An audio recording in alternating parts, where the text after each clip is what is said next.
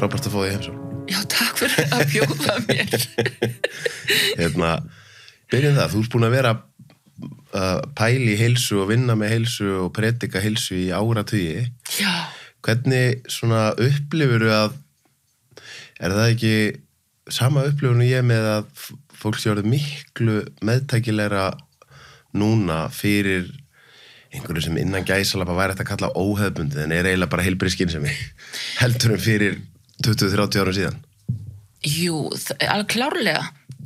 Og þetta náttúrulega, alveg svo segir, þetta kannski ekkert óhefðbundið lengur vegna þess að það sem við kannski hin erum búin að vera að átta okkur á gegnum öll þessi ár að þetta eitthvað sem alveg svo mainstream í dag og sem búið að sanna eða sem alveg evident fyrir að tala sem svona þetta, vegna þess að það búið að rannsaka þetta og bara eitthvað sem var common sense fyrir okkur hinum kannski svolítið mörg ár. Já, ég meina þú veist bara eins og ég veit ekki svo sem ekki alveg hvernig fæðupíramídin á Íslandi árið 2023 en mér grunar að það sé ennþá þannig að þú veist, þú eigi bara að vera að borða 8 ristaðar brauðsneiðar og já, allan sé ennþá þannig. Það sé ekkert búið að breyta honum. Ég veit það ekki, en þú veist, það þessi góði gamli síðan 78 eða hvernig hann var, þú veist, frá Bandaríkjánum. En það ekki einmitt, þetta gamla góða, the proof is in the pudding, eins og bara með fólk sem þú hefur verið að vinna með, leið og fólk byrjar að prófa sjálft að gera okkur breytingar á mataræðinu. Já. Að þá bara byrjar þið að líða betur og þá þarf það ekki að sjá einhvern fæðupíramíta til þess að vita hvað best fyrir þig. Ég held að segja enginn að rýna í fæðupíramíta í dag. Nei, ekki lengur. Nei. En náttúrulega þetta alveg svo opið, náttúrulega við erum með aðgengi svo miklum upplýsingum í dag. Bara, þú veist, að googlaðu bara og þú veist, þá þetta bara komið. Hvað besta leiðin til þess að fá meiri orku? Já, við googlum það meiri orka gegnum matræði, eða meiri orka gegnum hugleiðslu, eða meiri orka gegnum kaldan sjó, eða hvað nú Þannig að þetta allt saman aðgengilegt, eða hvernig get ég mist 5 kíló, eða, þú veist, þetta allt saman. Hvernig þú ert menntað hjúkrunarfræðingur líka, finnst þið það að hjálpa þér einmitt af því að stundum þegar maður að vinna með eitthvað sem eins og við sögðum á kannski ekki hefðbundið, ekki endilega samþykkt að kerfinu. Ef þú ert með þessa menntun, þá gefur það einhvern veginn samt aðeins meiri vikt. Klárlega, og þetta hafi verið eina besta ákvörðun lífsins að það var að fara í hjúkrunina á sínum tíma. Áður en ég fór í það sem ég ætlaði mér alltaf og það var næringin og heilsan. Þetta hjúkrun að vísuleiti eitthvað með heilsu að gera en það góður grunn, þetta var mjög skemmtilegt nám reyndar. Já.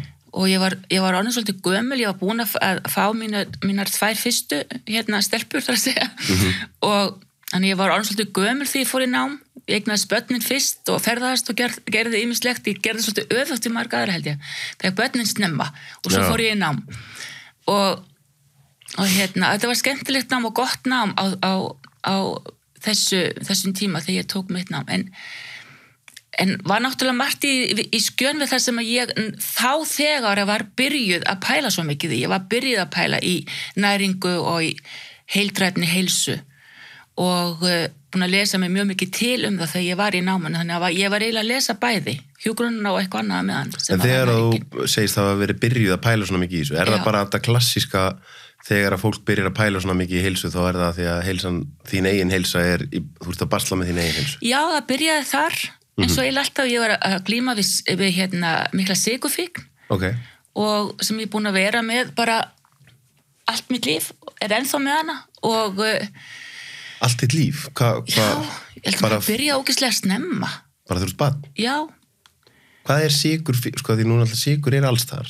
Já. Hver skilgreiningin á því einhver sé komin í sykurfíkn? Góð spurning. Erum við kannski bara öll í sykurfíkn? Erum við ekki það bara meira en allavega hér heim á Íslandi? Það meira hér en annars þar? Mér finnst það að vera meira hér heldur en í Danmörku og ég náttúrulega Danmörku svo mikið því ég býð þar en að mestu leyti en mér finnst hún rosalega rík hér fíkn og sykurfíkn og ég held að sykurfíkn hvernig ég get skilgreint hana þú veist það þessi óstjórnlega löngun og ekki kannski bara löngun þetta verður meira heldur en löngun þetta verður bara svona not fyrir að fá sykurinn til þess að fá þetta sem að varir kannski 10 mínútur og svo kemur þessi blús á eftir, þú veist, það sem að fer í baka algjört rugl, sko, upp í heilanum og viða getur verið einkenni líka, viða í líkamann, svona líkamlega einkenni. Þannig að þetta er náttúrulega algjört bull, sko. Að vera með þessa fík. En hún byrja, ég veit ekki hvernig hún kviknaði hjá mér,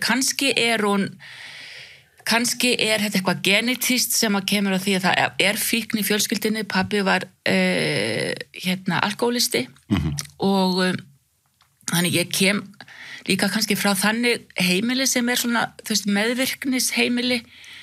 Pabbi var aldrei til staðar þannig, hann bjó ekki heima hjá mér á meðan ég var í, þú veist, alin upp, en hann var rosalega samt mikið til staðar af því hann var þar ekki. Ég skil. Já, en hann var, ég hitta náttúrulega nokkru sinnum allt það, en hann var mjög veikur. Já. Er það því þú segir, sko, þú segir Íslandi, þetta er meira á Íslandi en annars þar, erum við, sko, nú vil maður ekki hljóma neikvæður, en erum við meiri fíklar bara en fólk almennt? Þannig að við komum frá þessum svakalega hörðu lífsskilyrðum, það sem var bara barátt upp á líf og dauð alla daga. Já. Og út frá því held ég að hafi þróist rosa mikið trámu og dót. Já. Og það er náttúrulega svolítið vita núna, þú veist, að fíkn, hún verður líkamlega með tímanum, en fyrst ertu kannski að deyfa þig. Það er engin spurning, það er deyfingin sem kemur fyrst og ég hef ekkert fyrir mér í því, þú veist, það er kannski ekki búin að sanna það en eitt af því við höfum kannski ekki rannsakað það hérna heima á Íslandi, en ég er alveg sammála þér í þessum pælingum þínum og því ég hef oft hugsað það að það er, mér finnst áberandi hvaða var mikil drykkja hérna áður fyrir, þú veist, í þessari kynslóð sem er á undan mér. Klárlega. Já, þú veist, nú er öðruvísi fíkn í gangi, skils mér, sem er það ekki? Mikil. Jú, er ekki, minna, ég veit ekki. Ópjóið og þú veist, allt það. Jú, en svo náttúrulega líka bara þessar svona minni fíknir, eins og símafíkn og... Já, og náttúrulega ekki tala það allt saman. Það held ég sé bara alveg yfir allan heiminn. Það er glóbalt, sko. Það er bara glóbalt. En áfengisfíknin hún var mjög rík hérna og eins og þú segir, það var svo mikið og alls konar tráma í gangi. Mikil vinna og þú veist, og sjómenn og sjónum og fjárverandi og þessir túrar sem að mér skilst að margir hafa farið á, svona ekki, þú veist, ég meina áfengistúrar. En varstu strax ungfarin að finna það þegar þú segist meðutöfum með sykur, varstu strax ungfarin að finna að þú prófar það áfram með matar eða þér fer að líða betur af því að borða öðruvísi? Já, ég fann að þegar ég var sko, þennan að þú veist, eitthvað yfir 20 fluttið til Danmörkur á þessum tíma og það breyttist eitthvað þar þegar ég fór. Og ég var alveg meðvituð það var eitthvað, þetta var orðið of mikið hjá mér, því ég sótt svo mikið í sykur. Og mér leið ekkert vel og það var alls konar í gangi hjá mér. Þú veist, það var ekki bara heilaþokan og ruglingurinn og þú veist, ég var svolítið svona, var innhverf með þessu, svolítið svona, dróð mig tilbaka. Já, ég var ekki svona hæper þannig. Nei. En á öðrum punkti líka svolítið hæper. Þannig að ég var svolítið blönduð kannski bara. En allavega, ég fór að pæla í að gera eitthvað í málunum sjálf og það var svolítið erfitt á því tímabili. Ég náttúrulega var svo gömul, það var ekkert net, ef ekkert Google þá. Einmitt, og líka bara þetta, þá var, ég meina, bara 1990 eitthvað, jafnvel af 2000, þá var ennþá einhvern veginn þetta svona common knowledge að bara ef það væri low fat, þá væri það gott fyrir þig, sko. Þannig að þú mætti bara alveg vera sturti í kolvetnum út í eitt og það hefði bara ekkert slæm áhrif á þig, sko. Nákvæmlega. Í raun og veru var ég ekkert svo mikið að hugsa það þá, sko, með fituna. Ég var bara að reyna að koma mér úr sykrunum. Og ég vissi eiginlega ekkert hvað ég var að gera nema það ég var að hætta að borða salgeti og ég gerði mig ekki alveg grein fyrir því að brauð var líka sykur, þú veist, þannig að var svo mikið náttúrulega sterkan í því og þannig að það tók smá tíma fyrir mig að átta mig á samhenginu í þessu öllu og lesa mig til og fá ráð hjá öðrum en þetta tókst nú og með þvílíkum árangri að ég ákvað bara að þetta væri nú eitthvað sem ég ætlaði bara að gera mínu starfi, lífsstarfi. Þú ákvaðst það bara? Já, af því að þetta var svo magnað að upplifa þetta, hvernig mér leið. Hvernig svo byrjar að vinna með fólk? Ég man, það kom tímabil þar sem þegar þú ert að gefa út bækurnar sem þetta vakti mikla athygli bara bækurnar eru gefnar út í mörgum löndum og varstu þá að predika svona eitthvað sem í keto eða? Eiginlega ekki. Sko fyrsta bókin minn sem ég skrifaði ég skrifaði 2007, kom út í Danmörku 2007 og þá var ég búin að vera að vinna lengi með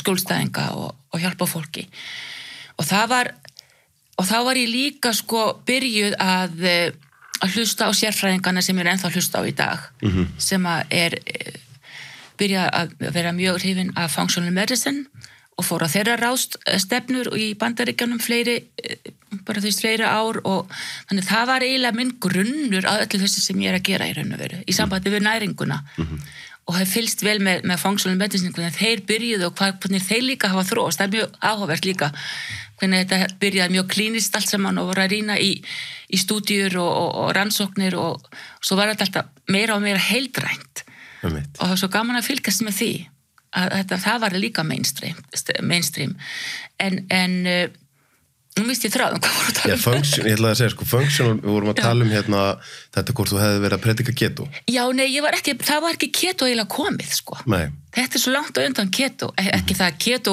hafi verið neitt nýtt og það hafi endurfæst fyrir svona 5-7 árum síðan en það var ekki keto beint en það var andbólgufæði. Já, hvað andbólgufæði? Anti-inflammation. Sem á nú heldur betur við en þá í dag, því að við erum alltaf að vita meir og meir um það að bólgur í líkamannum eru bara rót mjög margs sem vont, eiginlega alls og meiri sér kvíð og þunglindi og annað fólk með bólgur og heila og bólgur í meltingafærum og annað. Nákvæmlega. Hvað, ef þú veist, einhver að hlusta sem að hefur áhuga á nánuði bólgum, hvað bara svona stuttu máli, hvað andbólgufæði?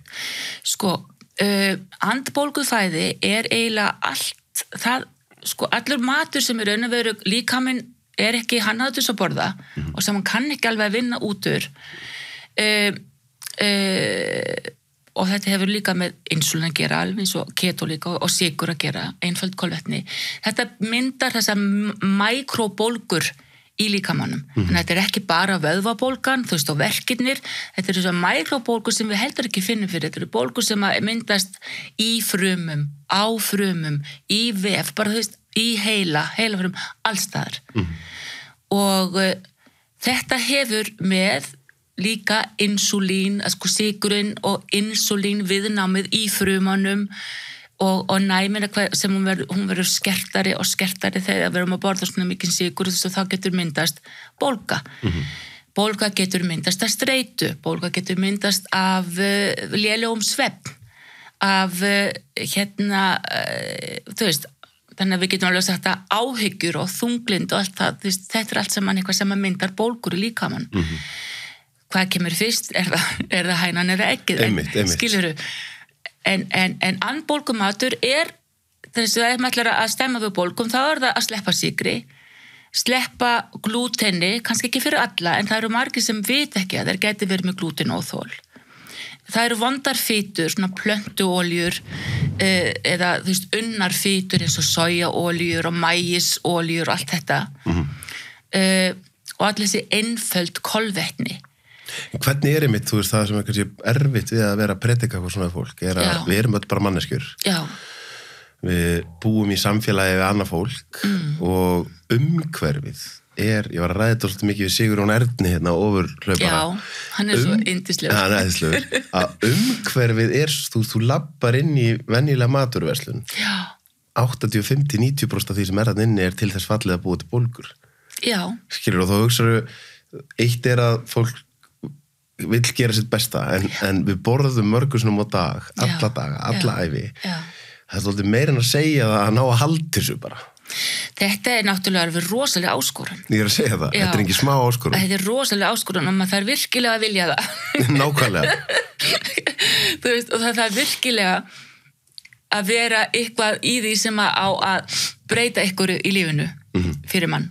Þú veist, og ef það heilsan, þú veist, það ætti það kannski vera alveg nóg, sko, ykkur ástæða til þess að byrja á þessu öllu, en það þarf líka rosalega disciplín, skilur það þarf rosalega, og ég skil það vel, ég skil það vel að þetta getur verið fólki ofviða og bara too much að fara á það sem að ég að kannski, þú segir predika, já, sem ég að predika eða sem ég að mæla með að fólk geri til þess að ná svona, þú veist, fullkomnar orku eða fullkomni orku eða þú veist, topp orku og